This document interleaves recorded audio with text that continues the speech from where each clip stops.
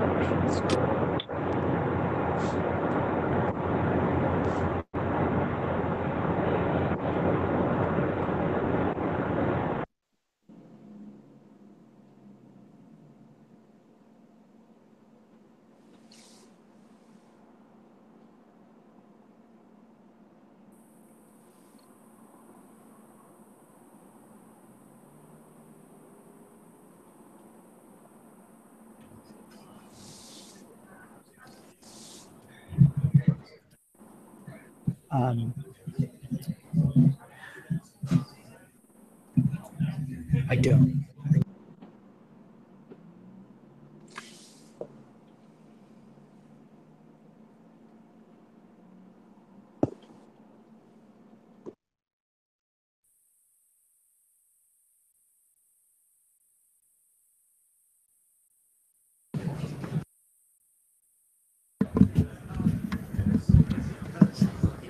P2P definition for IoT cameras. I think that was from this year. About why it is bad and stuff.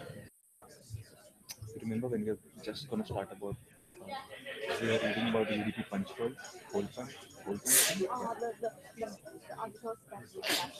Yeah, that was from. Yeah, I can't check it because no signal. Oh. How about that?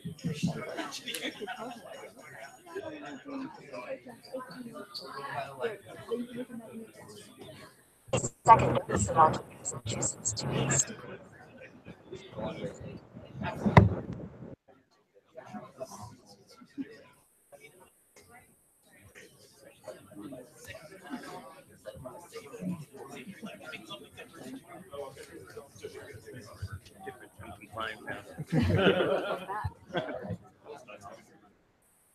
Yeah, you don't mind it.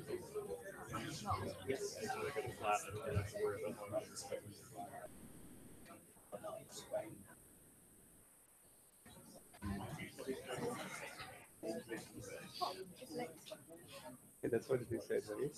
It's going to be a short. It will start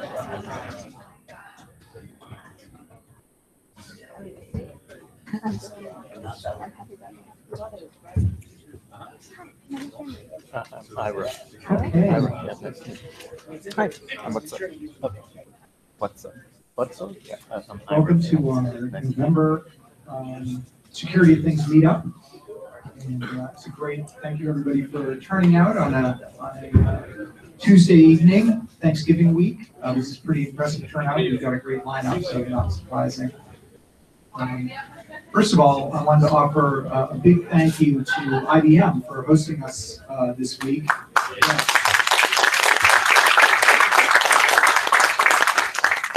It's a really, really lovely space, as I'm sure you guys appreciate. And It was great of them to step up on somewhat short notice. Thanks to Maria at IBM for stepping up on short notice and providing this space to us, which is great. And of course, IBM's also providing our speakers this evening as well. My name, if you haven't been here, how many people are new Security Things Meetup people? This is your first meetup. Oh wow, that's great. Okay, good. And I see some of the regulars as well.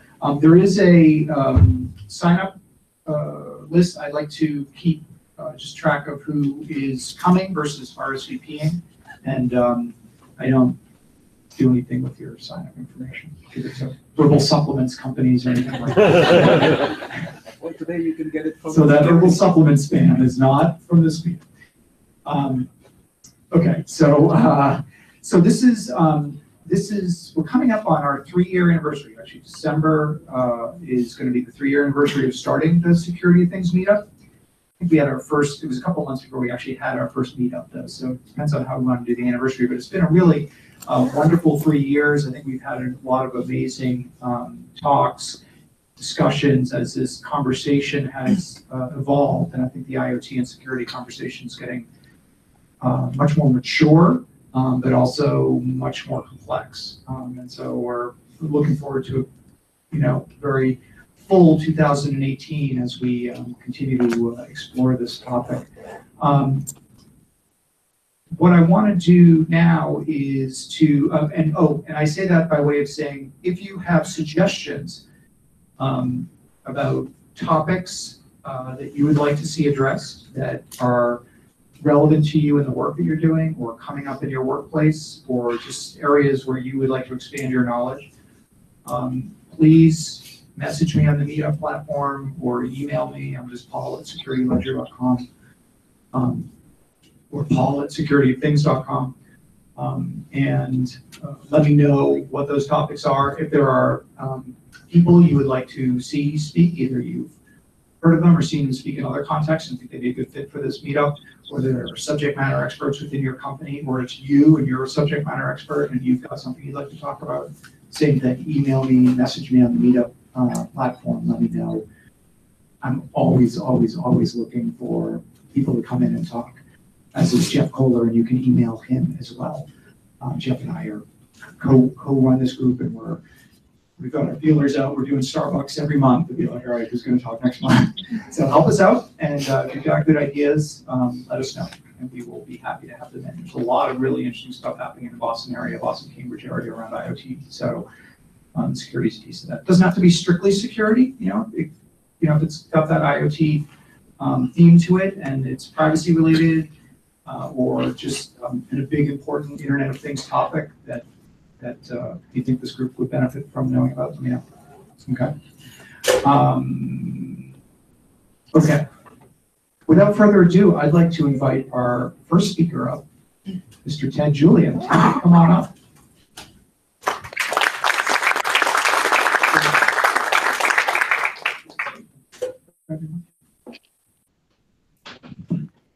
So Ted is a co-founder of Resilient Systems.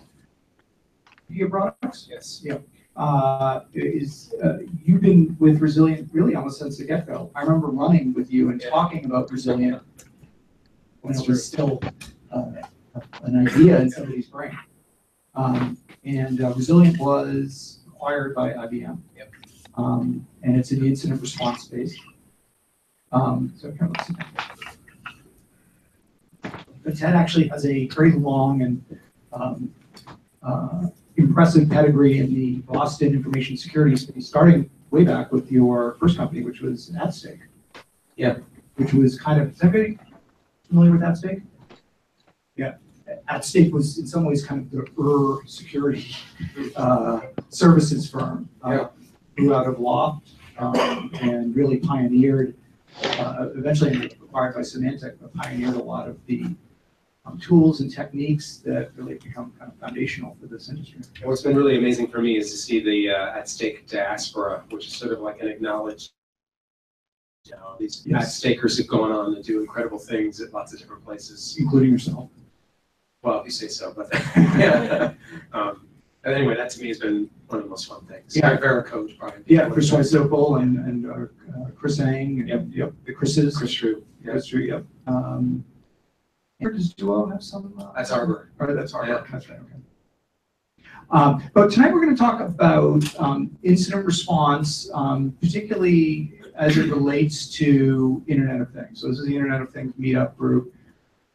And one of the questions I think we really struggle to understand is how the as a phenomena really changes the conversation, information security.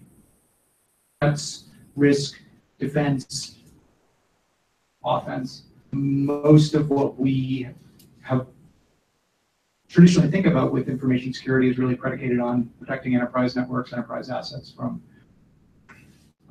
Internet of Things really blows that whole thing up if it hadn't been blown up already. Yeah. So maybe start by just, for the crowd, kind of defining, telling us a little bit about Resilient, what they do, and when we're talking about incident response, what do we really mean by that? Oh, sure, I'd be happy to. So the idea that led to Resilient was really simple, frankly. If you looked at the last 30 years of information security, we probably spent maybe roughly a decade in prevention. Realized that was worthwhile, but it wasn't perfect. So then we spent another 10 years in detection, realizing that if prevention isn't going to work, we better have better detection. And then realized that was good too, but that stuff still continues to happen. And we talked with customers and said, all right, so your detective control, whatever it might be, throws an alert. You need to pull together some sort of incident response process. What do you do?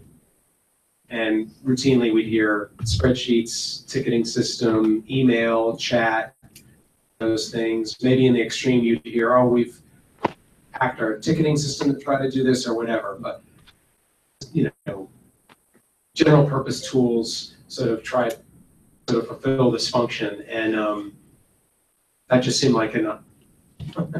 You know, like that was right territory to try to do something better. So really just what turned into a case management system for incident response. I guess what made it unique is content, ranging from, we've got 12 in the product for what you should do for DDoS versus phishing versus malware or whatever. With threat feeds, other related detective enrichment controls to be able to streamline the process. That led to customers saying, well, these runbooks are great. We've got consistency. We've got repeatability. That's really helpful for us to do, like finding where this hash is present. If we could click a button within the, you could do that. That'd be really powerful. So that led to a whole orchestration and automation right now. But to me, what's been the most gratifying, I guess, over the last 6 years is going from this idea that, you know, Paul and I discussed jogging, to a product after 3 years of hard work and lots of sleepless nights wondering if this company is going to continue to exist. It wasn't pretty, just trust me. Now almost 300 customers and some of the biggest brands in the world that really use this platform on a daily basis for how they manage incident response. And to see how it's transformed not just their incident response capability, but frankly their security posture, because as they've done that, they come to understand things and be able to relate their mission to the chief executive, to the highest level of executives and even the board in ways that they can really understand. It's not vulnerability counts, it's no, we have a huge uptick in phishing attacks in India, and it's because we're doing this new outsourcing thing for this one business unit. Here's the data behind it, how long it's taken us to respond, and that's why we keep asking you for another set of heads to do the training or a product to help us deal with it or whatever. Yeah, I mean, we, in the context of North Korea, we talk a lot about left of launch, but incident response is really right of launch, right? Yeah. So people, so I think the conversation was so predicated on keeping bad guys out that there was actually, we were weak or that we were immature around, well, assuming you're not going to do that, which I guess everyone kind of accepts now. Yeah. What have you done? You know, what planning have you done? What resources do you have? What tools do you have? And the answer, as of about 5 or 6 years ago, was not much. Horrible. Right? Horrible. Yeah, run around screaming with your hair on fire. Heroics. Yeah. I mean, it was, you know, heroic efforts by a very small group of people, and God forbid they left or went on vacation. You're in trouble. Right. So, what and you mentioned the term orchestration, and that gets like thrown around a lot. So just kind of drill down a little bit. When we're talking about orchestration, is that the same as automation? Thanks. So we view orchestration as sort of the superset and automation as one piece of it. So, and there's a lot of buzz around automation for good reason. I mean, people in SOCs, especially tier 1 and tier 2, they're really overwhelmed with tons of alerts. The process remains pretty manual for how you try to enrich an indicator and figure out, is this bad or not? And if it is bad, how is it bad? And what actor might be involved and what might they be trying to do? 10 tabs open in your browser to various resources to try to do all this work.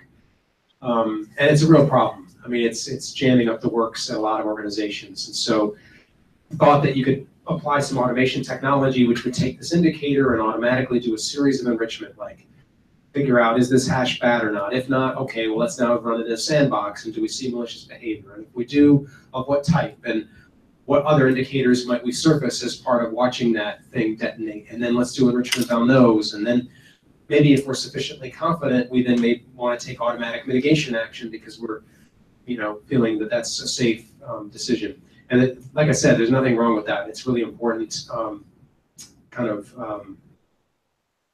of progression in how we manage security incidents. But frankly, we view orchestration as the superset, and what it weaves in is the ability to manage people and process as part of that broader workflow. Because let's face it, even if it's what you might think as a use case that's pretty automatable, at some point, somebody probably has to decide that this is a good idea, or your policy probably dictates that before you're going to go ahead and quarantine those endpoints, somebody should sign off that this is appropriate. But then there's other incident types where it just never is going to work. Ransomware would be a great example, where there's pieces of that workflow you could automate, but eventually someone's going to have to probably determine, do we have a recent backup or not? How valuable is that data? Based on the value of the data, what's the ransom? Humans are going to be involved in those decisions, right? And deciding, oh, we got a backup, it's quite recent, we don't give a crap. Or, we don't, so actually we give some level of crap. That data is really valuable. Okay, the crap count's going up a little bit. The ransomware is not that bad. Okay, let's get finance involved, right? I mean, I trivialize it, but you can really imagine these as ideally workflows, right? Whereas you're working through this, as these things are determined, you're pulling in those appropriate resources to make those decisions. You're like a ransom meter where it's like each checkbox, sure, how much you should be paying. Yeah. There's poop emoji involved. Did anyone hear about the town in Tennessee that refused to pay the $250,000 ransom and basically is like dead in the water right now? They're writing 911 calls down on whiteboards and sending What out. was compromised? Huh? What was compromised? I guess everything. I mean, from what I understand, like all of their critical servers, and they didn't want to take ransom, so they didn't go on, and they're figuring out maybe a little bit too late that they didn't really have a good. I don't know. Maybe they thought they had a backup, and then something to do backup. They're really. And this is in the context of IoT as well. The ramifications now, we saw this with NotPetya as well, are cyber-physical, right? So it's not just you've got productivity hit or you've lost data that you need to recover or recreate. It is really about life and limb. 911 calls not being routed properly. In the case of NotPetya, Maersk, shipments tied up in ports where the company doesn't know where the shipment is, and the customer certainly doesn't know where it is. So, huge kind of ripple effects out in the economy as well. Huge issues there. Bruce is going to have tons of fun stuff to say to you guys about that. So, this sounds sort of like when I think sort of crawl, walk, run, this sounds like, if not sprinting, certainly running. So where do you have to be on the maturity curve as a corporation? Because we know there's a long tail of organizations that are not mature. Maybe they're just small businesses and they just don't have an IT person, or their IT person wears 10 different hats, all the way up to the companies. I know you guys have some marquee companies who use your technology. They have obviously very robust IT security teams. So where do you have to be? Yeah, for IR to consider orchestration, you mean, or yes. Yeah, so we do actually have a really nice maturity model that I built with a good friend, Sean at Cisco, who manages their incident response process. And just to simplify it, it starts with, do you have codified procedures, that you can that you can run on a consistent basis? And that sounds really simple, but I'll tell you a funny story. So, yeah, like any company selling a product, we go through the a sales process, and at some point along the line, we'll try to assess the customer for their maturity. Like, do you have run books and are using them on a regular basis and that sort of thing? And quite often in the early stage of the sales process, oh yes, absolutely. And oh, so you have different run books for DDoS versus phishing versus malware. These are naturally very different. Oh yes, absolutely we do. Okay, great. And so let's say we're fortunate enough that we kind of go through that process and the customer selects that they're going to go with Resilient. Naturally, our professional services team, as part of onboarding, is going to go back to them and say, hey, those run books we heard about, we'd love to get those for you because we want to put them into the platform to make sure that we customize it to your standard operating procedures. And I've come to realize that there is a black hole that is sucking up all of these run books around the universe. I don't know where they wind up because our PS team sure as heck can't find them. Right. They're moving stuff around the desk. Where? It was just here. Billy the intern must have took them. Gosh darn it. Is he coming back next summer? Yeah. Okay, let's talk about Internet of Things and kind of, I guess first, what are you seeing? Has this become a topic of conversation either with existing customers or potential customers as you're going in to talk about their IT environments, the assets and data that they're looking to protect? Are cameras and DVRs and other, obviously, heavy equipment becoming a part of the conversation? They are, although I think it's safe to say it's very, very early stages for this conversation because, if we think back to this silly story with the black hole sucking up the run books, we know that things aren't good for your typical organization. Poneman's done a great job of cataloging every year just how long response times are, how ill-prepared most organizations are in terms of having standard codified procedures. And per your question earlier, like if you don't have that, you don't have a foundation. Like to do anything more, you're just building a house on top of a foundation that doesn't exist, and that's obviously a really bad idea. So that is definitely where organizations need to start. And we basically, the whole company's been a journey, but even individual customers, it's a journey where we sort of pick them up at a certain point in their existence and we kind of take them from there. But on the IoT side, it is much the same where they need to have that foundation built of what their standard operating procedures are. And it's only then that you can take that first step of, all right, well, let's get them into a platform, let's get that consistency and repeatability, assigning tasks, assigning due dates, the ability to report on all of that. That's goodness. It's a place that we weren't really at before. And then only having done that, does it make sense to maybe look at orchestration and automation, or even some basic integrations with related IoT systems. That said, we're fortunate, we're really fortunate, goodness knows, to have some really smart, progressive customers doing some amazing stuff. So I remember years ago, this is a true story, this is Paul's a good friend. So Jessie, my daughter, she was like a senior in high school. She was working as part of a summer internship here at Resilient. And there was a large power company in the South who wanted to start to use our platform for hurricane response. And so they had incredibly detailed response plans by T-minus. So how far away is the hurricane? T-minus 96, T-minus 48, and so on. And so we got those and gave them to Jessie. And Jessie dutifully, like, all right, Dad, this seems crazy. I barely understand what you guys do. But she's like, putting them in the Resilient for this customer. And I got to say, it was once it was done, they go back and show them this was very powerful. As basic as it was, to get them out of these huge paper run books that when the hurricane is going to happen, they go into their lockdown facility. I was in it. It's pretty impressive, actually. You got it. And they're like flipping through these things. And to do a tabletop exercise where they're in our platform, doesn't matter where they are, they're able to look through these tasks. Was pretty cool. Now let's fast forward a couple years. If I'm not mistaken, we had kind of a big hurricane in Florida this past year, right? So And Texas and Puerto Rico. Yeah.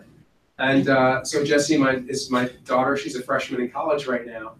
I didn't even get a chance to reach out to her. she reaches out to me and she says, "Dad, are they using my Runbooks?" They probably are, I right? think they were. She's a part of that response. Yeah. I mean, my sense, and I mean, correct me if I'm wrong, is that the organizations that are the furthest along in thinking about this are organizations that have been managing, critical infrastructure or industrial networks. So manufacturing, and energy, mining, obviously healthcare, those types of. On the other hand, those networks have historically been separate from their IT networks, and the tooling has been very siloed, relative to security, IT security tooling, relatively immature. So how do you, if you're talking to a company like that, on one hand, they're ready to have a conversation with you that's a sophisticated conversation, they thought about these issues. On the other hand, the platforms and the tools they're using are probably, they're speaking Latin and you're speaking Greek. Yeah, I mean, those systems aren't ready for it, nor are we, really, to be completely honest with you. I mean, to the degree that people are doing stuff in this arena, it really is along the lines of that power company I was talking about, where it's much more process-oriented, as opposed to getting ready to take that next step to integrate those technical controls in what they're doing. They do tend to be, outside of IoT, we have a good number of customers that are using our platform just in the pure cyber realm to punch well above their weight. I can think of one large pharma in Europe where their incident response, the security team as a whole is not big, it's less than a dozen people. And probably the people who are doing IR, it's all part-time. It's 4 happens to be guys who, when something happens, they get involved in the process. But leveraging, the platform, our O&A capabilities and so forth, they are punching so well above their weight with how they're able to act in response to an incident. But I bring that up because that's sort of the exception. Like in that pure cyber realm, we're able to make that happen. Whereas in the IoT realm, we've not seen that yet. To the degree that we're doing stuff there, it is very early, and it is the largest of enterprises. One example I can think of, I was in London a couple weeks ago. It was at a very large global bank. You all will be very familiar with the brand. And they really view 3 types of incidents that they deal with. There's, of course, cyber incidents. Then there's their whole physical security realm. And then there's fraud, because it's a bank. And fraud, that's a whole different, it's a whole different animal. Like, we'd like to integrate this at some point, but we're just going to set that aside for now. But that said, what they have done is used Resilient for both the physical and the cyber realm. And indeed, they're so committed that what they did is they have a whole team of people, including about a dozen developers, who built kind of a front end on top of Resilient that allows their executives to do sort of a Google search, if you will, anywhere in the world, and they can see, all right, here's all of the facilities in that region. They can zoom in and see, all right, of these facilities, these are the number of employees that generally have access to these buildings. These are the number that are currently badged in. Here's the current number of open cyber incidents. Here's the current number of open physical incidents. And then they're now working on the ability to drill down into that detail into Resilient, where they're tracking all of the nitty-gritty on these different incident types. That's my sort of best of breed kind of global example of trying to span both the cyber with an incident response capability. Right. I mean, the physical piece is the other piece that historically gets left out as well, right? Which is people tailgating into your facility, giving them physical access to your devices, working their way possibly even into your data center with a USB stick. So all those are things that, the badges piece of it, guns and badges piece of it has traditionally been separate. There have been efforts over the years to try and integrate those 2 things, but it's still. Yeah, and even this customer hasn't done that yet. Yeah. Based on the description I gave you, right? It's very process oriented. They're not going from Resilient to grab a live camera feed from the facility, right, or even badge swipes, maybe. Maybe they're doing that. If not, that might be coming soon. That would probably be like their first kind of step of actually integrating those systems. But I would just use that as a great example of how it is a crawl, walk, run approach, and that I thought they were brilliant. The fact that they tried to get themselves the consistency and repeatability on process, while at the same time realize that dashboard I described to you, like they would not be willing to wait for as long as it would take for us to do that, right? And they knew that. They're very upfront about that. So they funded it themselves because they realized that this was going to be critical to executive buy-in. If we make this investment and we're able to sort of show that to our executives, that's going to be the kind of eye candy that's going to cause them to say, hey, this project was good to fund. We want to continue to fund this, both from a technology and a people perspective, and then having sort of delivered some of the fundamentals with some of the eye candy on top, they could continue to fund kind of everything in the middle. You know? Bright shiny objects for the Tell you, it works. Yeah. Those banks, those really big banks, I mean, you realize, like, you know, if you're a Bank of America or Wells Fargo, you have so many branches that, you know, you could be getting held up almost on a daily basis. You know, I mean, if you have thousands of branches, even something as weird or as out of the ordinary as a stick up, you know, you may get a lot of those. Well, in their case, I mean, I think they probably had some level of visibility on that previously. For them, it was they already had examples where there was a bridge, where there were physical incidents that were linked to cyber incidents. Yeah. And it was a blind spot for them. Yeah. And so that really was the strategic objective they were trying to meet, is to be able to bring those worlds together so they could close that gap. And for financial services, that insider threat in particular is a Great example. Is a huge, Yep. right? Bingo. Those are the 10x damage attacks are the insiders.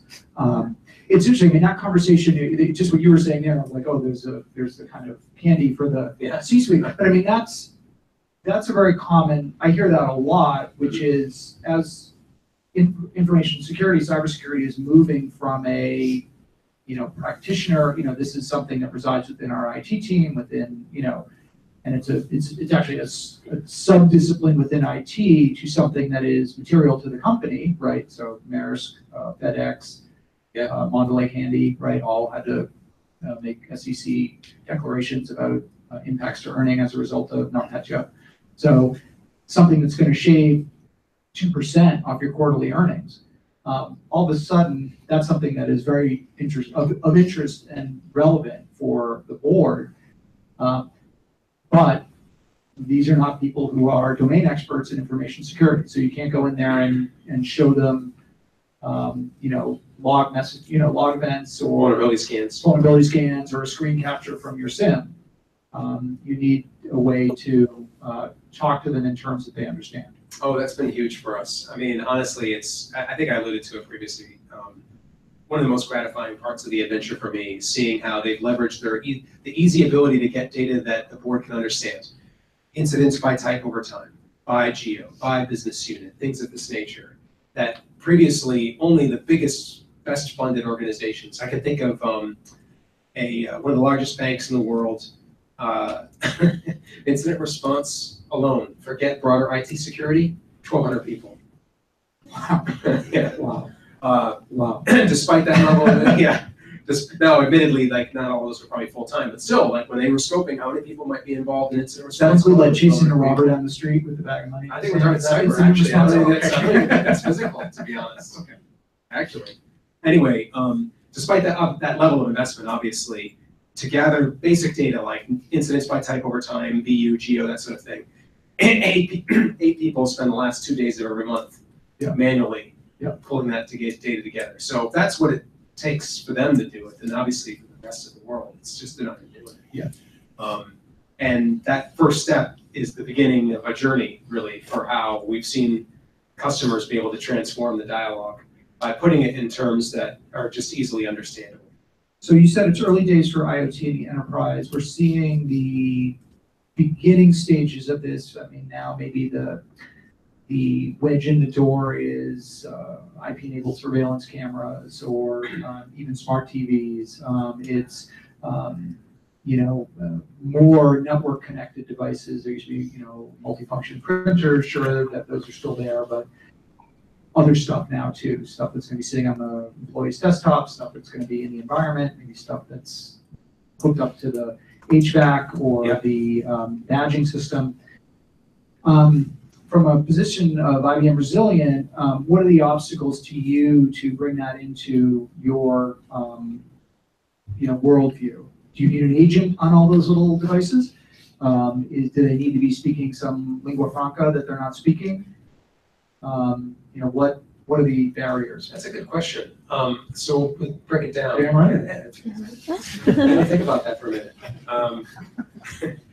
So we'll break it down. I mean, what are the things you're going to want to do? Well, the first thing you're going to want to do typically is the ability to escalate. So whether it's directly from those devices or from something that provides aggregate management of those devices, you'd like the ability to say, that's not good, let's get a case built in Resilient. Mm-hmm. But then the next step is usually is enrichment. So great, we've got a case, we want to be able to investigate this more thoroughly. We now need to get like indicators of compromise or forensics information or things of that nature so that we can better understand, is this bad? If so, how bad is it? Why is it bad? To all inform, okay, what can we now do about it? I don't know that we even know the answers yet, to be honest with you. I mean, our platform is really very open. It's a modern web application. It's a nicely documented RESTful API. So we've got customers doing all sorts of crazy stuff, leveraging the API, which would be able to support some of those use cases. But I think in the cyber realm, we enjoy, enjoy is a funny choice of words, right? Because we do, in a way, enjoy like the plethora of capability we have on that and a fairly mature and robust ability to gather data and massage that data. I mean, I joke about it being enjoy, right? Because it's actually also a problem, right? We have too much data, we can't make sense of it. I think SIMs are frankly hysterical. Like in what other domain could you have a product that by itself actually does nothing? It just gathers up all this stuff from your other stuff to try to help you deal with that stuff. Yes. I mean, stuff sorter. It's crazy. Yeah. Yeah. So anyway, we have no lack of instrumentation or data there, and we just don't have anywhere near that structure or even standard operating procedure established in kind of the IoT realm. You were saying you have customers who are in kind of the industrial control space. Yes. Or it's not space, but they have ICS equipment, they have SCADA devices. And they have maybe built some playbooks, some runbooks around that. Yes. So what do those look like? Well, they're no worse, frankly, than the ones on the IT side. I mean, the trick of it is to go from that. There's a level of just good standard best practices from an incident response perspective relative to that domain. And I don't mean to minimize that, because that's actually, a lot of people don't even have that. But then going from that basic level of, I don't know, Maslow's kind of shelter, what's next up from shelter? It's not self-realization, that's the top of it. Basically, our internet access, Wi-Fi. Okay? Yeah. That's my kids would agree anyway. That's practical. No ESPN. In fact, we might need that before shelter. Actually, we could suffer in the rain for a little bit with some Wi-Fi. Yes. Data plan, right? Shelter, Okay, data plan. thank you. Yeah. Wi-Fi rage.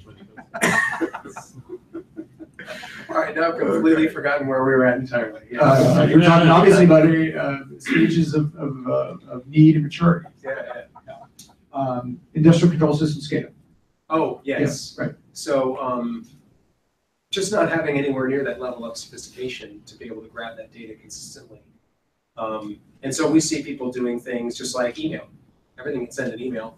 And if that email can be made structured, then a platform like Resilient can parse that structured email and be able to say, this is not just a SCADA incident. And we see this all the time. I can't say we've seen it for SCADA, we see it for phishing. So a customer will look at that and say, 85% of all of our reported phishing attacks fall into one of four categories. We're going to define a workflow for each of them, and then we're going to use Resilient to help us orchestrate that workflow. And so I could very easily see the same thing happen for SCADA. They say, look, these are the four most critical things that we could see happening or that we do see happening. Let's create a structured email for these, have Resilient parse that as it comes in, and it kicks off a nice structured workflow, potentially including some enrichment via orchestration and automation to help guide the analysts to their conclusion. What do we do, and by we mean, I guess, like society generally, about sort of the internet of crap, right? Which is all of the low quality and low security connected devices that are, Bruce is here, that are being sold to consumers, but also finding their way into the workplace as well, right? And where there isn't a desire, incentive, motivation for companies to add the types of features that are going to allow a platform like Resilience to be able to do it. You know, there's nobody on the other end of the line who's going to answer that support call and say, oh yeah, we'll have that. You know, we'll take care of it. No, I'm sure Bruce will have a lot to say on this. Is right up his alley. I mean, it's the perfect storm from a bad storm. Like, there's a good storm, right? Because you just don't have. The perfect storm was a bad storm. It was. Yeah. You don't have anywhere near the level I think of kind of certainly accountability, let alone attention from the manufacturers, kind of on what's right to do here. But as you allude, the whole supply chain is sort of all messed up. That makes it that much easier to sort of hide from having any sort of position of accountability. And then you throw in the how difficult they can sometimes be to reach, whether that's over the network or, God forbid, physically, if that's how you got to do it. It's a mess. And so that, without a question, is the much bigger issue than a platform like ours' ability to kind of solve the problem. We can only be as good as our ability to ultimately reach these devices. Now that said, I'll point back to what we said earlier, which is most customers struggle with the basics. So forget if you can reach these devices easily and how easy might it be to patch and upgrade. And if you don't even have a plan, then that's not, you're not at that problem yet. You got more fundamental issues you need to address first. And I think that unfortunately that remains the reality for a lot of organizations. How many organizations, for example, do a tabletop exercise of any description? Forget IoT. So every quarter, we're going to get the team together. We're going to go through an exercise to practice a particular incident type that either we experience all the time and we want to practice, or somebody, a competitor in our industry, has seen it, and so we want to see if we're ready. And so we get everybody around the table. We go through the process of, all right, let's pretend this happened to us and figure out what happened, right? Not nearly enough organizations do that for cyber. I bet precious few do that for IoT. And I would say to you, if you've not done that, then you don't know what you don't know. And you're not even close to having your lack of ability to remotely reach a device and upgrade it with a patch being your biggest problem. You've got much more fundamental issues. Yeah. Are there questions for Ted from the audience? Okay, hold on. Say your name. Hi, I'm Vipin. So thinking about the product you're working on, that is for IT professionals. Security of things are in our houses now. It's everywhere. So where do you think your product would be for those people who know nothing about technology at all? The grandmas and grandparents and everybody else. And certainly their devices are attacking, I've taken incidents like DIN systems, and there was a huge outage because they thought that that was a true DDoS attack and they couldn't control. How do you think, are you guys even thinking about that? How would we solve that problem? Yeah. When it is, everybody is attacking certainly everything. Probably not through grandma, but through the provider. And we do have some customers that are doing that. A very large electricity supplier in France is a customer, for example, and one of their stated use cases for not just using Resilient, but we're just one piece of a much bigger project, is around being able to instrument the home for electricity and more broadly around IoT, to be able to flag incidents, describe those incidents, prescribe a response plan for the provider to be able to follow, to be able to operate on behalf of protecting their customers. Very early stages, but I'm glad you asked the question, because that was a use case we kind of talked about bringing up that we forgot to kind of address that is happening. And they may be the first, but they're by no means the last. I think there's enormous opportunity there. Frankly, it's going to be a requirement for somebody who wants to be successful in that kind of business. That's what will distinguish the people who are in for the long haul from those who are flash and pan.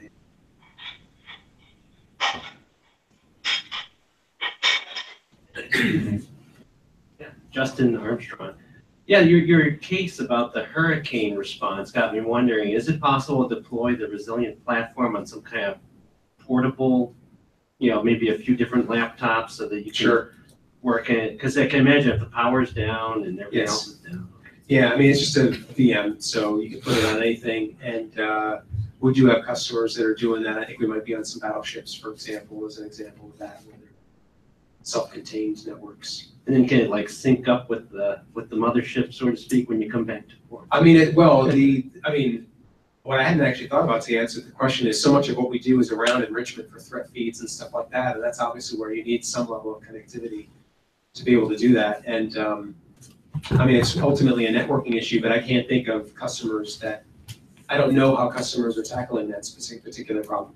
But there again, I would point back to, it's just so easy for any of us who are technologists to just get so enamored of all of the orchestration and automation capabilities, because it is super exciting, and no doubt it can have an enormous impact. But let's go back to what we know. And the Poneman data does a great job of proving this. You would think if you read the papers that everybody's ready to just automate this thing from end to end. And the truth, of course, is that that couldn't be further from the truth. And that most organizations don't even have a plan. And so in that case, forget having connected to the broader network. If all you get by having something like Resilient on your closed system there is consistency and repeatability on the standard operating procedures that you've worked very hard to define, then for most organizations, that's the first step they need to take, frankly. And it's a big step, it's an important step. Especially when you think about like the skills gap and just all these other things that organizations are contending with. Might sound, documenting your standard operating procedures, putting them in a platform where you get consistency and repeatability. It's tough, it's hard. People are moving around, things aren't as documented as they should be. Well, actually, now you mentioned, like a lot of some of our hospital customers that did have ransomware, everything was down. Their email was down. They had access to nothing. So that's why it would be helpful to have it segregated somehow. So in the earliest days, we had a sales call with a bank, and at that time, we only had SaaS as a way of delivering the platform. And early on, they're like, "Oh, we don't do SaaS." I'm like, "Okay, have a nice day. We'll move on to the next one." But then he said, "Except for this." I was like, "Oh wow, this is gonna be good. Come on, what's the payload here?" And that was the reason. He's like, "Well, it's an incident response system. I mean, of course, we want it to be on completely separate, completely distinct systems to segregate the information, to be sure that we have availability. After all, this is his words, not mine. This is an incident response platform. We're using it specifically because our infrastructure is suspect. We need to have it someplace else." Let's give a big hand for Ted Julian. Thank you so much. I just wanted to say something really quickly for those of you who've not been here before, right? We're now in kind of the auditorium here on the ground floor of this new kind of effectively worldwide headquarters for IBM security. And as, a 20-year Bostonian, it was super exciting for me anyway, when this was sort of built and Resilient, having been recently acquired, kind of moved in here, because I think it's a real physical testament to Boston's and Cambridge's sort of role in the cybersecurity realm. One of the things I'll mention to you who may not be familiar is that upstairs on the 3rd floor, we actually have a cyber range. And for those of you who are end user organizations, we're constantly bringing people through there and doing live exercises. And they are super powerful, where we will put, it doesn't matter, it could be execs, board members, people in the trenches, through a simulated exercise of a breach, and it ranges from the technical to putting you on the green screen and interviewing as though you're talking to CNN about what's going on. And it's been a real thrill to see the revelations that's created with some of the most sophisticated organizations that were so sophisticated, we're worried. I mean, they're going in there and I'm like, are they gonna come out and say like, "Oh, this is a nice little Tinker Toy exercise you guys have going on here. That's cute, thank you," But that hasn't happened yet. I mean, every single group has taken away, transformative ideas from this, or best practices from this. So I just wanted to let you know that we're here, this is here, that's there, and if it's something that you're interested in, we'd be happy to try to get you connected to the right people and pull people from the organization through that exercise if it might be helpful, and to you and your daily jobs. And maybe we'll organize a meetup tour of the facility or something. Oh, yeah. It was on the Today Show like 2 weeks ago. Can I tell you how weird that was? Like they do the video segment and then they go to Matt Lauer, right? And he's like, "I barely know who this guy is," and he's like, "That actually was really cool," and he meant it. I was like, "Oh wow, maybe we've jumped the shark now. Anyway, thank you guys very much. It's a pleasure to have you here. Thank you, Joe.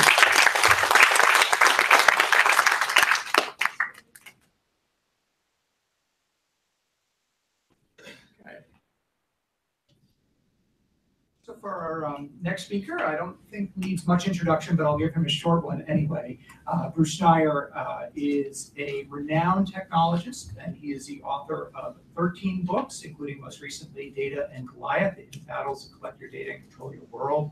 He is the author of the Cryptogram newsletter, which many of you should subscribe to. If you don't, you should. And the author of the Schneier blog, and he's at Schneier blog on Twitter as well. One of the most respected voices in the cybersecurity and the information security industry. He is, Bruce, what is your title at Resilient? CTO. When you look at that, CTO of IBM. CTO, right. CTO of IBM Resilient. He's also a fellow at the Berkman Klein Center for Internet and Society at Harvard University, where he just finished teaching, and he came over here right after. Thank you so much. He is a board member of the EFF, the Electronic Frontier Foundation, Access Now, and the Tor Project, and an advisory board member at EPIC, the Electronic Privacy Information Center. I'm very, very pleased to welcome Bruce Schneier to the Security of Things meetup and give him a big round of applause.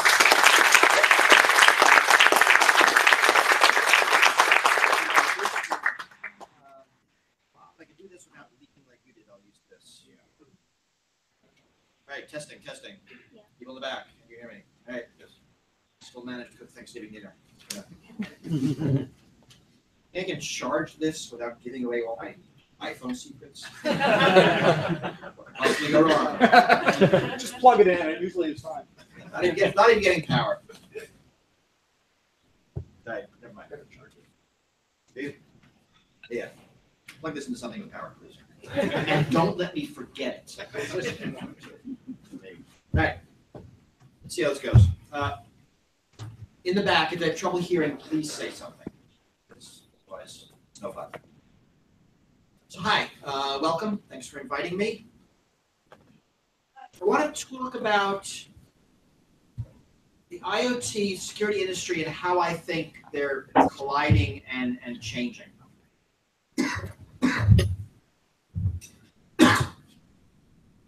Yeah.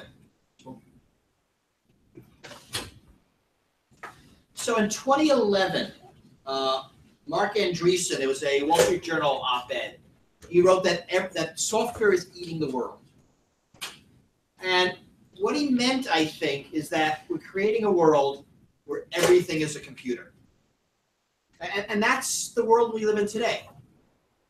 That your smartphone is a portable computer that happens to make phone calls. And your refrigerator is a computer that keeps things cold. And a microwave oven is a computer that makes things hot. An ATM machine is a computer with money inside. And now your car, it used to be a mechanical device, an electromechanical device, an electronic device with some computers. Now it's a computer with 4 wheels and an engine. Actually, that's not true. It is a 100+ distributed system with 4 wheels and an engine. And this is true at all levels of our lives. And it's changing the way we interact with the internet. There's no longer a web that we connect to. We no longer enter chat rooms and upload and download. All those physical metaphors are when the computer was over there and we go to it and log on. None of those words make sense anymore. The internet is a network world we live in. It's all around us. Now I have two.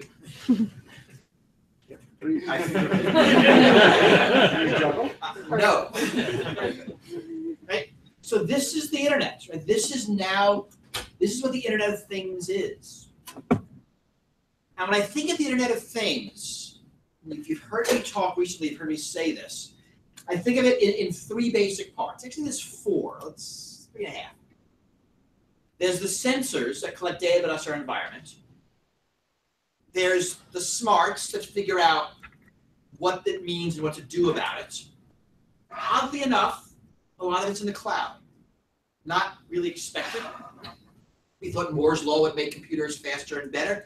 Turns out it makes networks faster and better too, and it's actually way better for your smart television to listen to your voice, ship it up in the cloud, get a translated text, and ship it back. So the networking is really a part of this too. And the last part are the actuators that affect our environment. Right? The television channel changes. The thermostat turns the heat on or off. So you could think of the sensors as the eyes and ears of the internet. We are giving the internet direct sensing capabilities of all sorts. And you give the actuators as the hands and feet of the internet, giving the internet the ability to touch the world. Physically, really.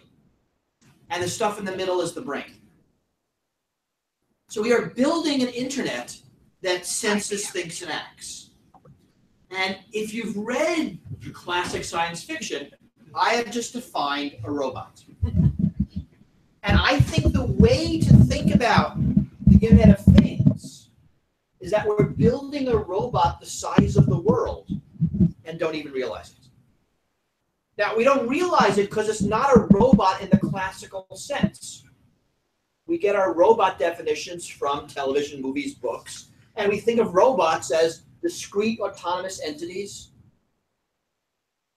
right, with the smarts on the inside and a shell with the sensors and actuators on the surface. So that's the Star Wars robots, the Star Trek robots. That's all the that's all the robots, Forbidden Planet robots. This is different. It's distributed. Parts are controlled by different people. The brains are somewhere else. It doesn't have a singular focus, a singular goal. It's very loosely connected. And it's not deliberately designed. It's an emergent property of what we're building. And so smart things that act on the world in a direct physical manner. Now, we know smart is kind of aspirational, right? Not all of it's smart. A lot of it's going to be really dumb for a long time, but it is getting more capable and more powerful as we connect more things to it. And what this means is that internet security becomes everything security. It is no longer separate. And the lessons we've learned from internet security become applicable everywhere in a way that is, I think, heading for some pretty serious consequences. Right, so what do we know about computers and security? I have 8 things. 1, most software is poorly written and insecure.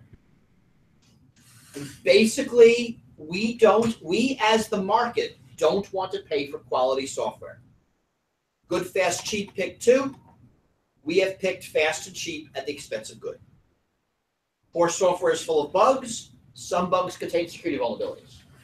The software we use is littered with vulnerabilities. And you know this by how many security updates you get.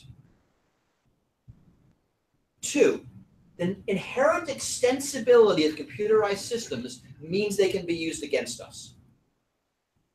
This is important. The functionality of a computerized device cannot be constrained because it's a computer. When I was growing up, I had a telephone. It was attached to the wall, had a dial. That device was a really good telephone and only a telephone. No matter how much anybody ever wanted, it could never be anything other than a telephone. Compare that to your smartphone. It could be anything you want, right? That's what there's an app for that means. It fundamentally can do anything. Now, there's a couple of effects of this.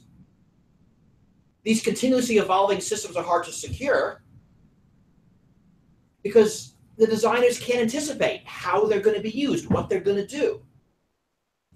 Every computer can get upgraded with additional features, either by you or by someone acting against your interest. It's basically what malware is. It is a feature upgrade that you didn't want. And I can put that on your computer in a way that I can't put that on that 1950s telephone. Because there's no way to receive it. All right, 3. The complexity of computerized systems means that attack is easier than defense. There's a lot here. I'm not going to unpack it all. But basically, complexity is the worst enemy of security. Okay, one way to think of it is the attacker has to find one way in, the defender has to defend all possible ways in. Some of you hear that said as the systems with very large attack surfaces. This means, 1, attack is easier than defense, and it is. And 2, that security testing is hard. Too many options, too many configurations, too many interactions. You can't do the same level of security testing as I can do, I don't know, purity testing for water. Just one thing, I do it, I'm done. Security test for your phone is much more complicated if you can do it at all. 4, there are new vulnerabilities in those interconnections.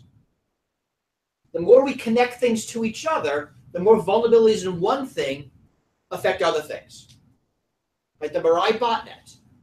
Vulnerabilities in DVRs and CCTV cameras allowed attackers to launch a massive DDoS attack against a domain name server, Dime, which dropped a couple dozen popular websites. 2011, I think, Matt Honig, was a tech reporter, wrote an interesting story of his own identity theft. And let's see if I get this right. There's a vulnerability in his Amazon account, allowed hackers to get into his Apple account, allowed him to get into his Gmail account, allowed him to drop his Twitter account. And the vulnerabilities interconnected in ways that made that chain work that way and no other. Right? Target Corporation was hacked by someone who got into the HVAC supplier of a couple of central Pennsylvania stores. And the latest story I saw, we don't know who, one of the consultancies reported that a casino in Vegas was hacked by an internet-connected fish tank. Casinos have to worry about fish tank vulnerabilities. Who knew? 5, computers are differently vulnerable. This is important because the real world is not ready for this. The internet allows things to scale. That's what it does. It also allows attacks to scale in ways that just aren't possible without computer networks.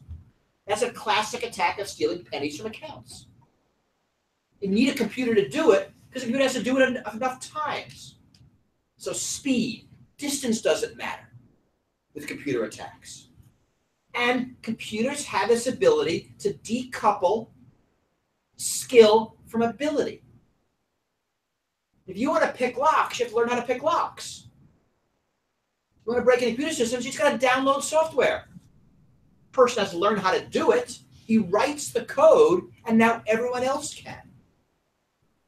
If that means we're no longer concerned about the security against the average attacker.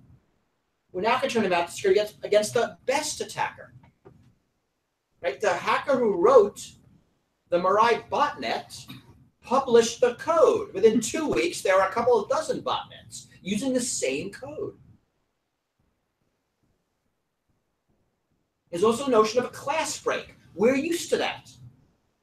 Right? One day, Windows is insecure. Right? The next week, it's PDF files. Right? They're all secure, and then none of them are. That failure mode doesn't exist in the real world. And you think of auto manufacturers, they know how cars fail. They fail at some rate of failure. They figure out the parts, and meantime do the failure, and do all that math. You get a computerized car, and they all work great till one day when none of them do. But that's new. That's different. At 6, the threats are very often interlocking. A lot of different threats from many different actors, and they're interrelated. Securing against one might make you vulnerable to another. There's weird, unintended consequences. It's never as straightforward as it was in the real world. 7, attacks always get better. They never get worse. They get better, they get easier, they get faster. Some of it's Moore's Law, computers get faster. But we saw passwords die that way. They used to be good, and then the computers got so fast that the number of passwords you could brute force search crossed the complexity of password you were likely to be able to memorize. They went from good to no good, just because, for no other reason than Moore's Law. But there are also other reasons, because attackers get smarter, attackers adapt, attackers learn stuff. Right? Cryptanalysis gets better. Hacking tools get better. And that expertise flows downhill. So it starts off as a top secret NSA program, is a PhD thesis tomorrow, and a hacker tool the next day. Last, and I think this is actually the most important, is that everyone kind of likes insecurity. And this comes from a bunch of quarters. Right? Surveillance capitalism runs the internet. Google wants you to be really secure, except from them. Right? There is, all the money is not in securing your communications, but listening in it. And corporate control of customers and users is next. And that's something as easy as the iPhone store, where Apple controls what you are allowed to download on your phone, to John Deere and their tractors, the embedded software, which is owned by the company, cannot be maintained by the user, collects data about the user against the user's interest, and everything in between. On the government side, surveillance and control is increasing, right? Both by the more authoritarian governments, Russia, China, and others, and by the democratic governments, US, UK, and others. Cyber war is very much the new normal, ranging from espionage operations to information operations to actual attack. Now, the US spent a bunch of years disrupting North Korea's nuclear program through cyber attack.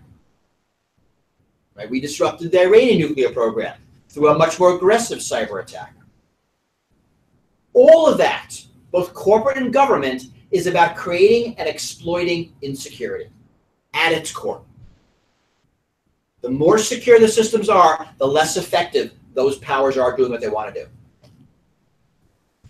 Right. So up to now, this has been a manageable problem. Right? We've basically gotten by. What I described is not new. It's been around for years, and we've managed. And I argue, because we're building this world-sized robot, we are reaching a crisis. Right? This is no longer sustainable. That either we take this seriously, or we're headed to catastrophe. And I don't use that word lightly. But so what's changing? The computers and what they're doing are changing. Automation, autonomy, and physical agency bring some serious new dangers. Like computer security, the CIA triad. Traditionally, we were primarily concerned with confidentiality. Privacy, data theft, data misuse. Right? But the threats come in various forms. Threats. Ransomware is an availability threat. Threats. Data manipulation. Stealing money from bank accounts is an integrity threat.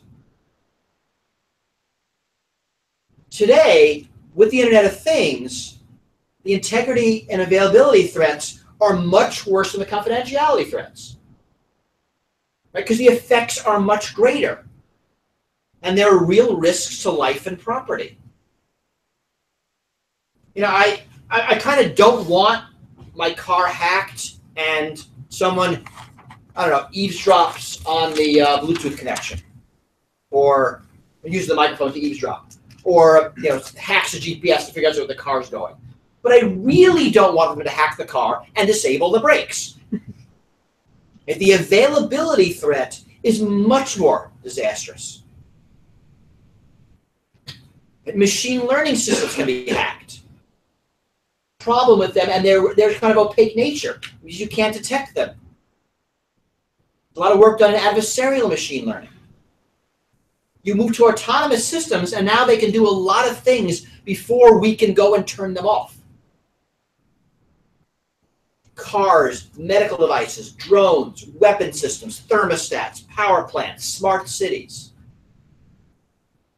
And there's a fundamental difference between your spreadsheet crashes and you lose your data, and your implanted heart defibrillator crashes and you lose your life. It could be the same CPU, the same operating system, the same software, the same vulnerability, the same attack tool. But wildly different consequences because of what the computer is doing, what it's attached to. And so patching is failing in this new world. So our computers and phones are basically as secure as they are for two reasons. One, there's a team of engineers at Microsoft, Apple, Google, and et cetera, doing their best to design them securely in the first place. They're really good teams at these companies. And two, those same teams quickly write patches and push them out when vulnerabilities are discovered. That's the way we get security. This whole ecosystem doesn't work for low-cost embedded systems like DVRs and home routers. These are sold at a much lower profit margin. They're often built offshore by third parties. The designers come together, build them, and disperse.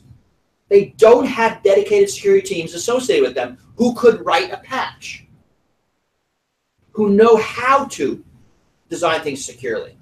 Even worse, many of these devices cannot be patched.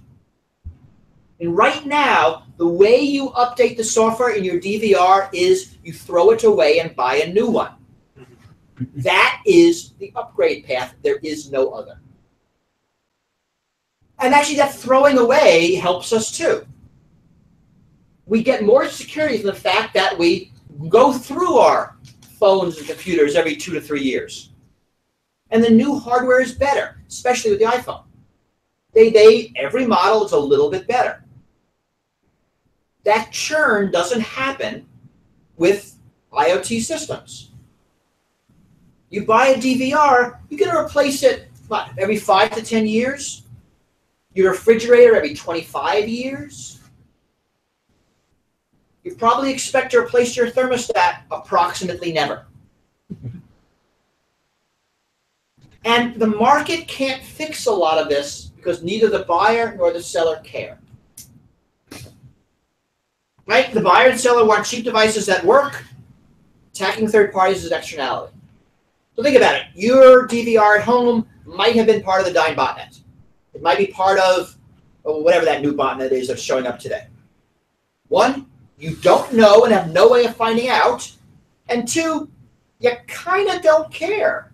Right? It's a DVR, it's working, what's the problem? It's everybody's problem.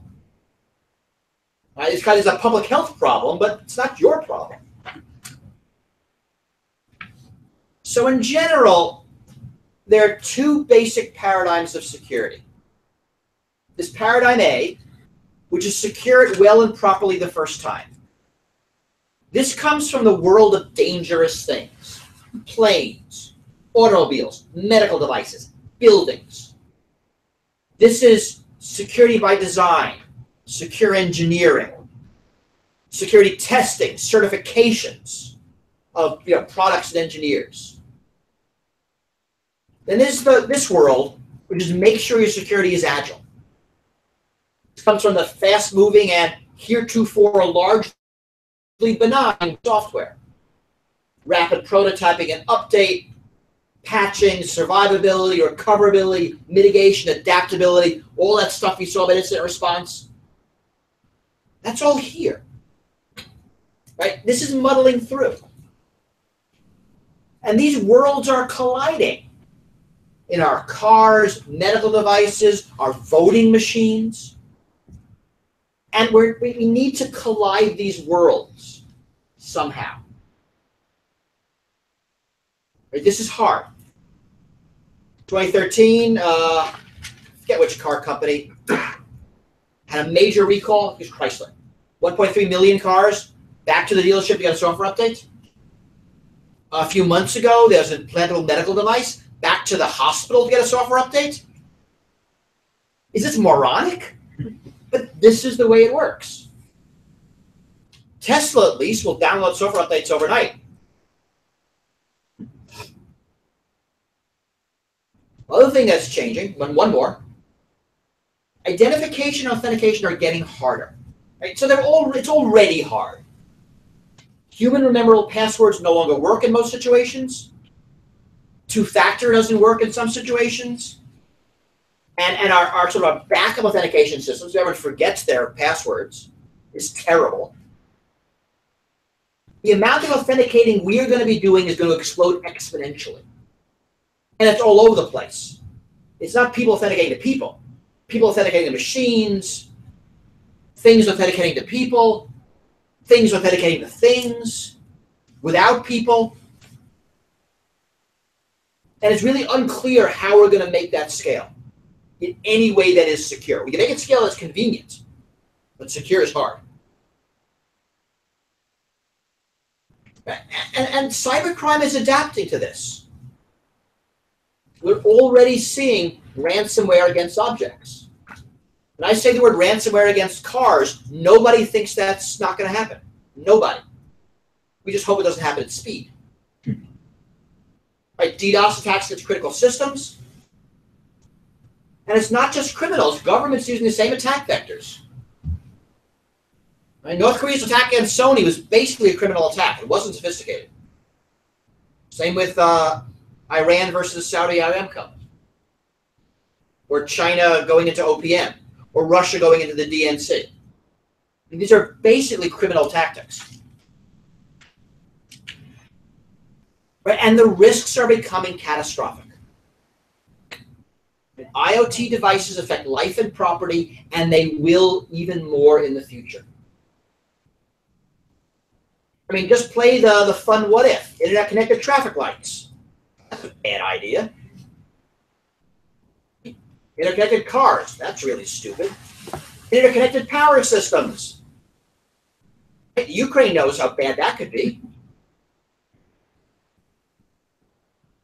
And remember, we're building a robot that affects the entire world.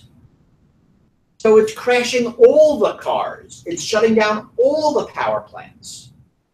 These are the sorts of risks that we see in the real world, but because it's spreadsheets, we didn't care. So this kind of is a perfect storm. And yes, to be sure, that is a bad thing. That is not a good metaphor. It's perfect in its awfulness, not in its beauty. Its security is failing just as everything has become connected. And we've been okay for so long with just letting tech do what it wants because it didn't matter. Because it fundamentally didn't matter. And that is what's no longer sustainable. So primarily, I think this is a policy problem.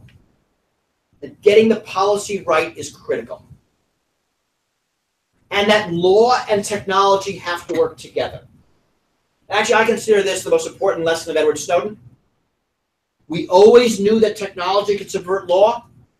He showed us how law could subvert technology. And both have to work or neither can work. So I am right now looking at how government can step in and help solve this. And of course, I approach it like an engineer. Right? So governments tend to have a limited toolbox. So to give you sort of what they can sort of do. They can work before the fact. It's known as ex ante in law. And that's things like regulations on products and product categories, licensing of individuals, testing requirements, best practices, things you can mandate beforehand. Oh, it's still going on? Yeah. I think you shut your phone. It can work ex post, which is after the fact. So think of that as fines for insecurity or liabilities and torts. There's stuff they can do in disclosure. So think about product labeling or any other transparency measures, or consumer reports like testing agency, or an NTSB like forensics agency. And lastly, there's stuff they can do in the environment. So funding for research and education, standards making, using procurement to drive improvements.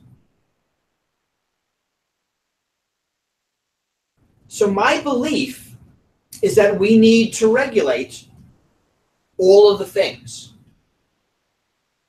IoT devices, algorithms, databases, networks. I could spend an hour on the details here. I'm just going to duck them. Because truly we don't know what they are. We just know we have no choice. You know, probably not in the US anytime soon. Europe is moving in this direction. And the GDPR, the General Data Protection Regulation, coming into force in a few months, is really just as much about security as it is about privacy. And my guess is they're going to go in for a second round once they see how this works. If you buy goods sold in Europe, you'll see a letter CE. Ever know what that means? Basically, it means that it conforms to all applicable standards. There is already a European applicable standard for responsible vulnerability disclosure. They are working on one for secure defaults and patch management. Right, that kind of stuff, whether it's GDPR or these CE/EU regulations, they get incorporated into international agreements. They become part of GATT, and eventually, we're doing it. In the U.S., you look to California, Massachusetts, somewhat New York. On the federal level, it really is the Federal Trade Commission who's trying to regulate some of these things. The thing, right? I mean, I know that the tech industry has been, sort of nouveau libertarian, leave us alone, pretty much knee-jerk. And again, that was fine as long as it didn't matter what you did. Now that it does, welcome to the world. But good regulations spur innovation. Right? You regulate outcomes, and there's innovation in achieving those outcomes. Insurance industry plays a big role of this. We kind of know how this works. And in fact, our industry is an outlier. Barbers are licensed. You can't cut hair in this state without a license, and you can write software that'll go onto an airplane without a license. And that makes sense to absolutely nobody, I assure you. So there's a lot here. There's international considerations. Right? These are very international problems. I think software is interestingly unique in that write one, sell everywhere is the norm. When you buy a car in the U.S. and in Mexico, they're different cars because of the environmental regulations are different. The engines are tuned differently. When you buy an internet-connected toy, it's the same toy everywhere because that's way easier. So it'll conform to whatever Europe wants, even if it's sold here. No one's going to maintain two toy software bases. That's just dumb. In the middle will be things like Facebook, which probably will do some differentiation, not a lot. It'll be interesting to watch how that goes. So I have a practical problem here. Right? I want to regulate, and I don't have a regulatory structure that tackles this at any systemic level. I have a fundamental mismatch between the way technology works and the way government works. Because government operates in silos. Right? The FAA regulates aircraft. The FDA regulates medical devices. Someone else regulates cars. Someone else regulates boats. The FTC regulates consumer products. And everyone's got their own rules, This is not how the internet works, right? The internet is the freewheeling, interconnected objects and networks. It grows horizontally, drops barriers, makes new things possible.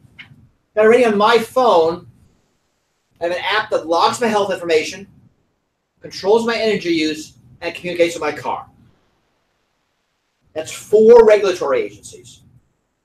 And that phone's barely doing anything yet. And so we need some sort of holistic solutions.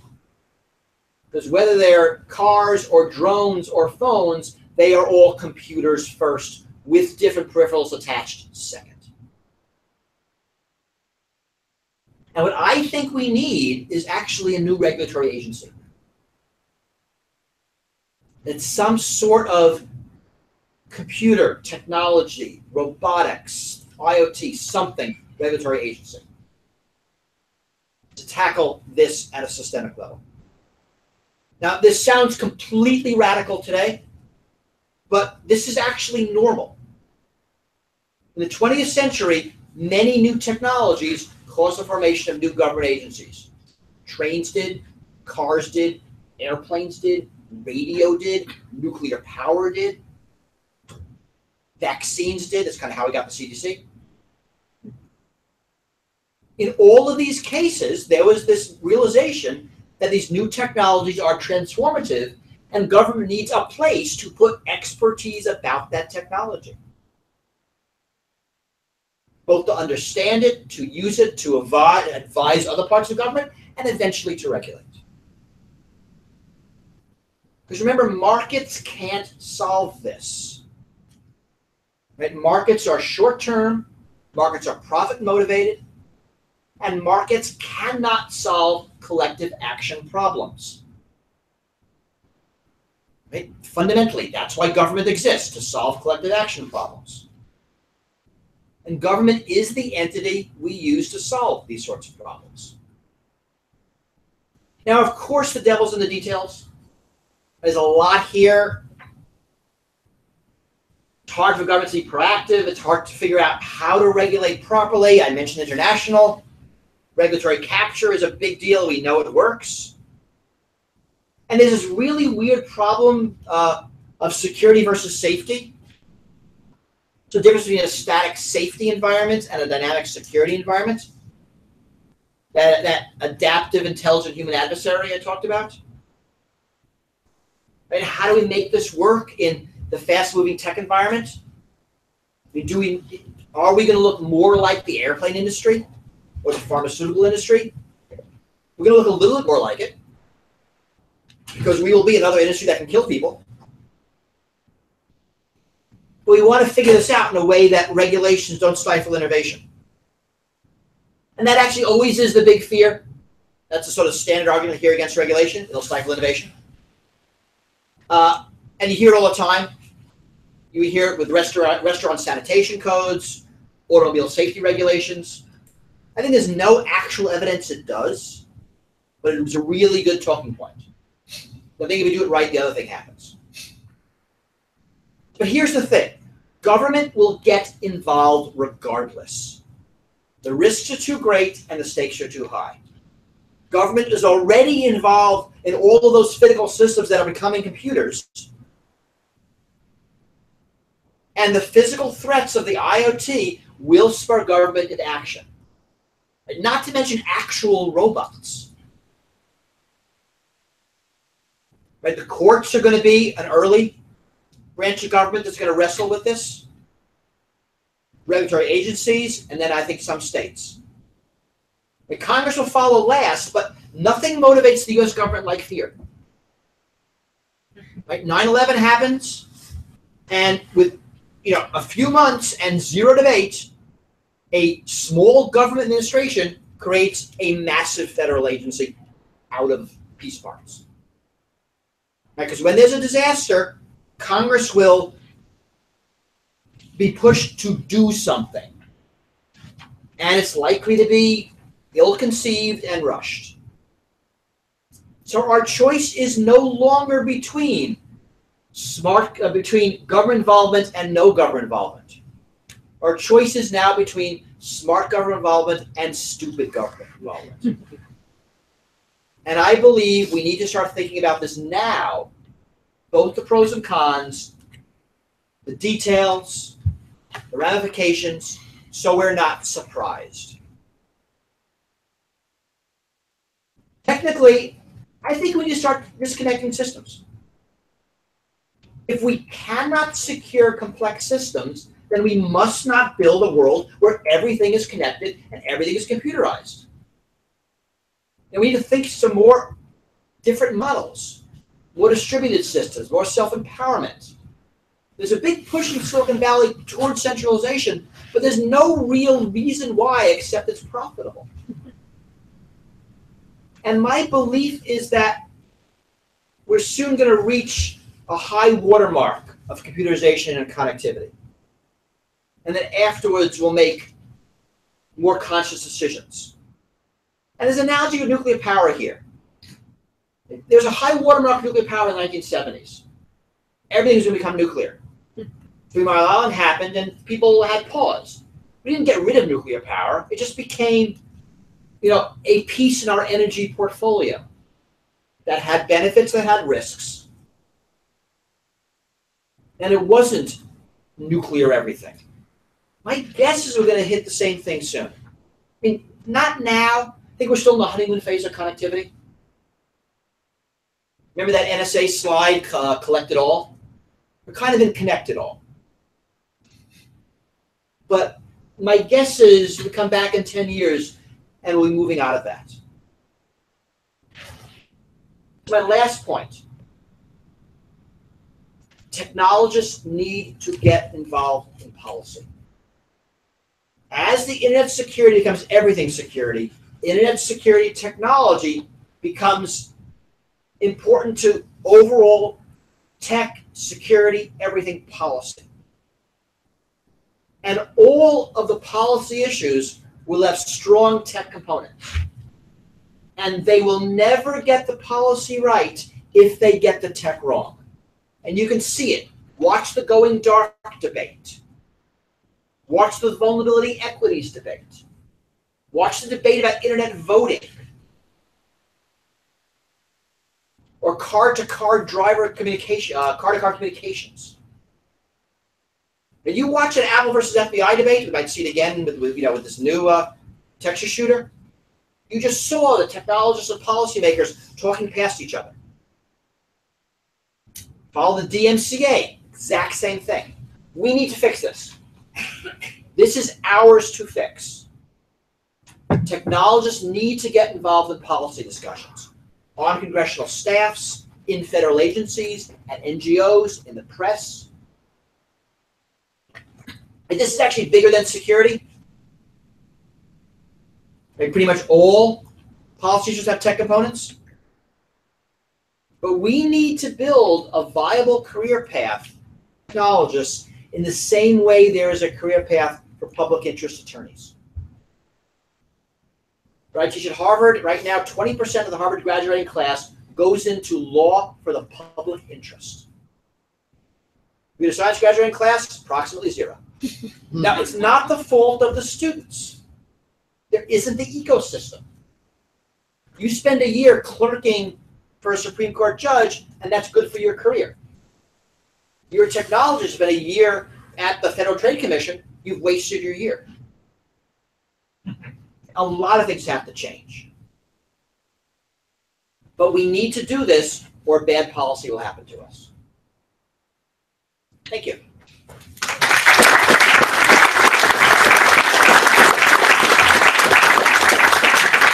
I'm willing to take some questions. I'm willing to take some questions. Here's a question now. Let's take it. Are you willing to ask questions? Very late. So you Wait for probably the mic. Oh. Just so the folks can. Terry Lynn, you probably have noticed, but the government isn't getting much done these days. Of the 1,000 or so questions I'd really like to ask you, I think the one that keeps popping up in my mind is just the education problem around security. I participate in standards making activities, and it doesn't seem like people who are well equipped to like bring the technology to bear on a problem can actually start with even a reasonable threat analysis. So they tend to, paint everything with the same brush.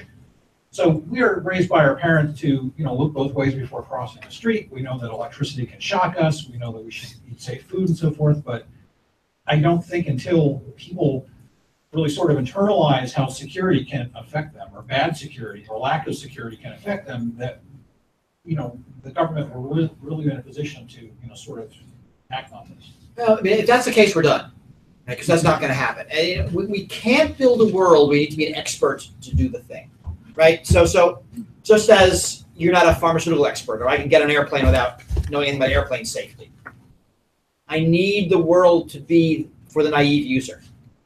And even going up into the policymakers, I think people who know security are incumbent to be in the process. They need to recognize they need us, but we need to be there.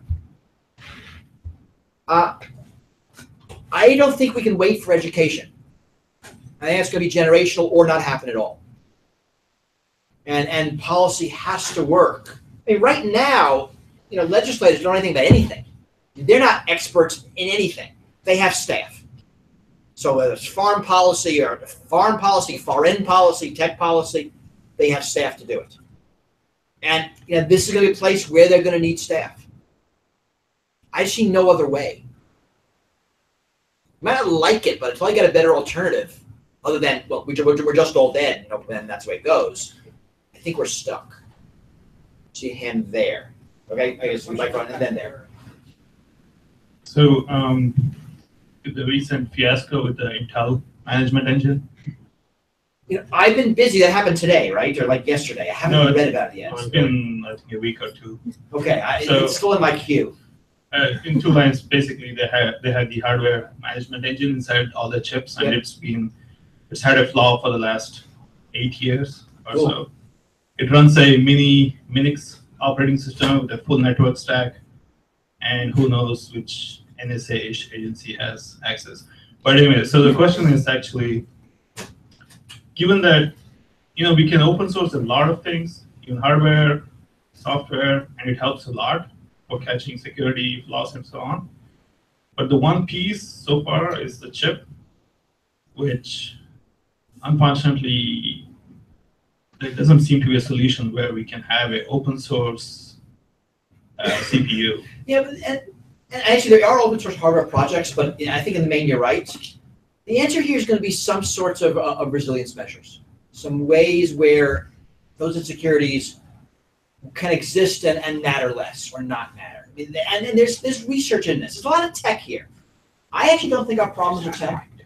I think our problems are using tech, getting tech applied. That if we could make the economic incentives work properly, which is what government does, is change economic incentives, then there will be tech and tech solutions.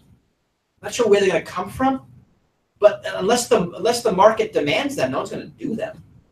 No one's going to install them.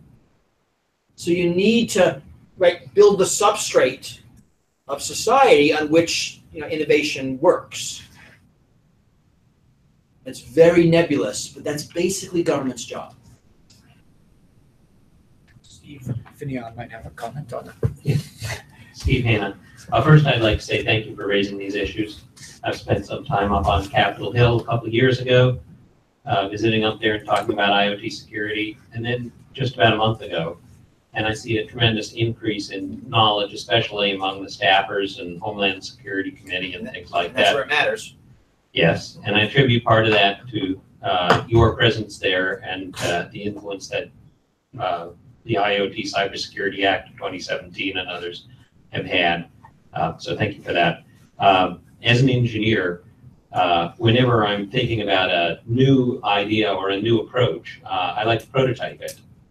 I like to try it out and see if it works and how well it works and tweak it. And it strikes me that for the approaches that you're proposing, regulating IoT cybersecurity, for example, such an approach, a prototyping approach would be beneficial, and that the U.S. may not be the best environment, most hospitable one Oh, in the next 4 years. The odds of us being first or zero, I think, yeah. Yes, so of course Europe is a good option. What about Singapore or other nations? And also, what about some industries where the industry might be amenable to, in fact, very interested in having some framework like this, such as industrial internet on a voluntary basis? I'm in favor of that. I mean, I think it's got to be a big enough market. I don't think Singapore has enough weight to do anything. Europe. I mean, EU is where it's going to happen. Right? We're going to learn from the EU. But I think California, in the U.S., California and New Massachusetts tend to be the tests for a lot of new things. Are they working on it? Yeah, I mean, California, New York, both are. I'm sorry, guys from Massachusetts both are. New York and also somewhat. I mean, we were seeing them being much more regulatorily prescriptive than the federal government, certainly. Yes. Could you take Marky's bill and place it in this trajectory that you're proposing? Which bill is Marky's bill? It's IoT Cybersecurity Act of 2017. I did look at it. I don't know offhand. It's a good question, right? And there's any number of legislation that are going nowhere that do some good. That's one of them. Right. Because Wyden has a bill that is just basically prescribing what the federal government can buy for IoT devices. That's going nowhere. There's something trying to deal with data brokers that's going nowhere. Warren and I forget who. Yeah, there's a lot that's moribund. Does it do these various? Each one has merit, right? A little bit, yeah. A little bit of merit. And how do we create better merit and coordinate it? Yeah, so what I like about an agency as opposed to congressional legislation is that agencies tend to be more agile. That they can adapt better than Congress. Congress can pass a law and then 4 years later revisit it. Whereas the FTC can pass a guideline and that can continuously evolve. And that's really what we do in this country, that the Congress produces these sort of broad, here's what you do, and then the agencies interpret that as to what it means. And what it means changes as reality changes. The agencies are good at that. It's not great. Getting law to move at the speed of tech is hard. And it used to be that tech moved so slow that law moved at its speed and it was good enough. The law about the telephone, the automobile, all those things took till the 70s to regulate automobiles and really reduce car crashes. The late 60s. When did the unsafe lane speed come out? You remember? 66. Okay. So, and it was within like a couple of years of that, we got seat belts, we got all sorts of things. So, you need a catalyzing event, congressional action, and then some ability to adapt to reality, which I think is agencies. Can I ask a question? No. Right. So you mentioned John Deere and the trouble the farmers are having with some of the digital rights management that are basically built into some of those farming equipment. Massachusetts is among a group of states that are proposing right to repair legislation. It strikes me that many of these companies are using security or the threat of hacking as a way to try and enforce very restrictive digital rights management and basically prevent device owners or independent repair people from being able to know how their platform works, understand and diagnose problems, and fix them independently. So what is the fix for that in your mind? And do those security claims that companies are making hold any water? They're not security. They are protected. It's protectionism. It's companies using this law to enshrine their business, to have the government protect their business practices as with force of law. And I think they add to insecurity. I mean, that really was my point number 8. That this is a system that is fundamentally insecure that's being put in place to prop up business models and actually works against our security. But lots of industries are profiting from it, which can make it hard to get rid of. Question in the front. Brad Campish, software. Given that the government is highly siloed, how do you see structuring something that doesn't prevent contradictory legislation coming out? So this is there's a lot of people thinking about this. There's a couple of, and I tell you, answers I don't know, but let's sort of talk about this. We have 2 models. We have the DNI, Director of National Intelligence, which kind of is this umbrella above 16 very different intelligence agencies and does central coordination. I also have this model that's the GAO and the it's GAO and who does the security clearances? OMB. That sort of do infrastructure underneath. So if any federal agency wants to buy something, they go through GAO. The GAO does this sort of centralized purchasing. So we have these 2 models of agencies sort of working horizontally over different silos. That might be a way to do it, because the problem is that tech is everything. So either if I have this Department of Computer Technology, suddenly it subsumes everybody, which makes no sense, or it has no power, which makes no sense. So maybe it's advisory to everybody. Maybe it coordinates from the top. Maybe you set up different spheres, and again, I don't know. That, I mean, for a car, the whoever they are, transportation board, NHTSA. Yeah, so that's right. They regulate the carness. They regulate the fuel, pollution, and they regulate acceleration and how the brakes should work. And then this mythical software computer agency regulates how the computer should work, and they coordinate when they have to. We have that. But because computers are so pervasive, we're going to need some clever model. Because it can't be that all agencies now become the computer agency. That makes no sense. But there's inherent computerness that transcends everything. That we're going to need commonality. It's going to be the same CPU in your car and in your pacemaker. Right? So it's got to be one set of rules for that CPU. We have time for one more question. All right, your last question. So, I know you'll be judged by your peers by the quality of your question. Your message in some ways doesn't depart a lot of hope. But you deliver it with a brave face, right? Even as vast a cataclysm as the financial collapse 10 years ago produced legislation and a government agency which have successfully been painted as anathema by one of our 2 political parties and one of our big political factions. And yet you have kind of this optimistic vein, which begs the question, how large a cataclysm are you expecting? It's a good question. I tend to be short-term pessimistic, long-term optimistic. I mean, my belief is humanity's better than this, and that we'll figure this out, and that there will be catastrophes, but it won't be the thing that stops civilization in its tracks. That robot is making us stupid, though. Yeah, I know. So my guess is we'll get through this. I'm not sure how. I'm not sure how big a cataclysm will happen. What's your best guess? It's too far in the future to get. There's too many unknown variables. I could just look a couple of years, and it's still not going to be that critical. I think the first time we'll see real loss of life will be automobiles.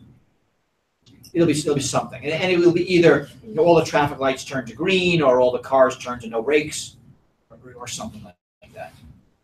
Boston, they drive. It's a weird right. Everyone says disaster, and we say, oh, it's Tuesday rush hour. Yeah. Okay, great. Science fiction callback. You should read I Have No Mouth by I'm a Scream by Harlan Ellison. Yes, that is a fine book. I'm not sure that's really what we're looking for. Well, so back to the world as a computer comment. Yeah. The idea of robots as sentient objects versus pervasive intelligence. Right. Yeah. That's true. Or we can say Skynet is being built and resistance is futile. I, for one, welcome my robot overlords. All right, thank you very much. And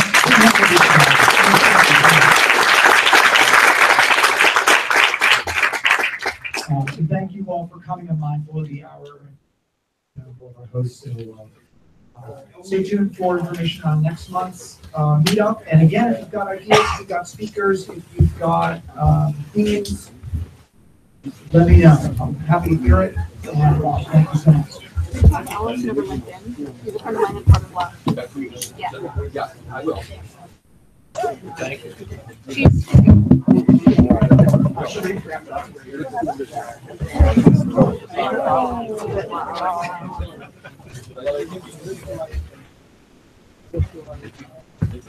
All right, I will. Yes.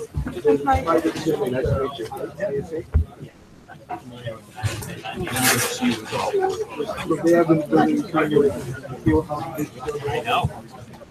I had said it for myself. Are you involved? But yeah. Okay. Nice to meet you. Jerry. And then I get to process. Okay, good. It usually takes me a couple of I was involved in that. Yeah, I was involved in that.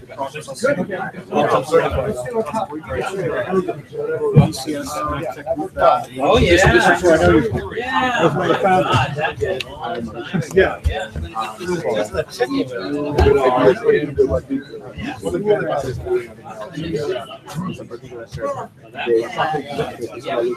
Great questions, as always, my dear. Continue.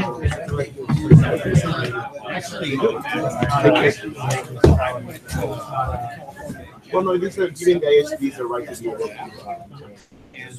regulate on HR.